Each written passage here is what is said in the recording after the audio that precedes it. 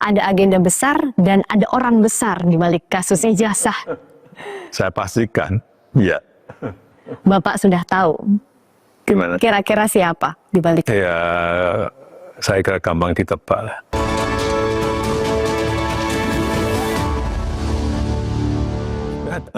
Dan yang saya lihat ini memang ada agenda besar politik, ada operasi politik yang sehingga bisa sampai bertahun-tahun nggak rampung-rampung karena keinginan mereka untuk mendowngrade, menurunkan reputasi yang saya miliki meskipun saya nggak merasa punya reputasi apa-apa. Tapi menurut Bapak, kenapa? Apa dibalik itu? Menurut Bapak, kenapa harus diturunkan reputasi Bapak melalui isu ijazah ini? Ya, mungkin untuk kepentingan politik.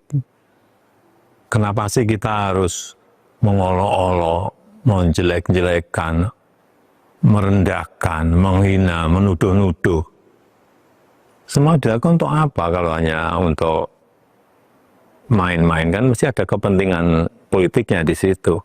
Tapi sekali lagi mestinya dalam masa-masa ekstrim seperti ini kita konsentrasi untuk hal yang besar. Untuk strategi besar negara, untuk kepentingan yang lebih besar bagi negara ini.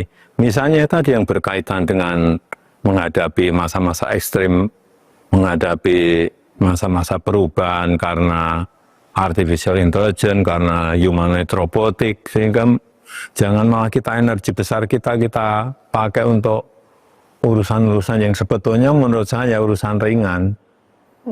Menurut Bapak masih yakin dengan pernyataan Bapak sebelumnya ada agenda besar dan ada orang besar di balik kasus ijazah?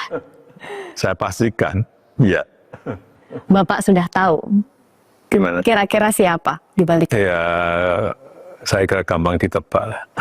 Tapi tidak perlu saya sampaikan. Dan Bapak tadi mengatakan bahwa lebih baik ini dibawa sampai ke ranah hukum. Ya, untuk pembelajaran kita semuanya, bahwa jangan sampai gampang menuduh orang, jangan sampai gampang menghina orang, menfitnah orang, mencemarkan nama baik seseorang. Kalau ada pertanyaan ini akan ke ranah hukum saja, Bapak membawa ini ranah hukum saja, atau ada kemungkinan mediasi? Saya kira untuk pembelajaran kita memang lebih baik dilakukan di penegakan hukum, diputuskan di pengadilan akan lebih baik. Untuk pembelajaran kita semuanya. Dan Bapak juga pernah berjanji kalau sampai ke pengadilan, ijazahnya Bapak akan tunjukkan di sana, di pengadilan. Ya, itu forum yang paling baik untuk menunjukkan ijazah asli saya.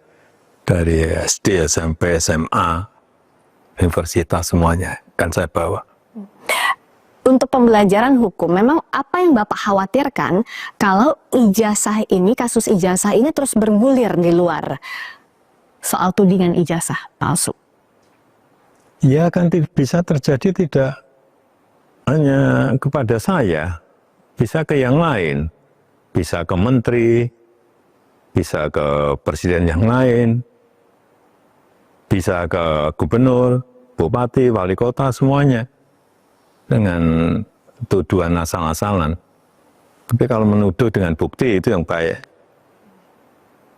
Menurut Bapak, seharusnya tidak ada kasus tudingan-tudingan ini lagi di kemudian hari? Ya, ini untuk pembelajaran kita semuanya.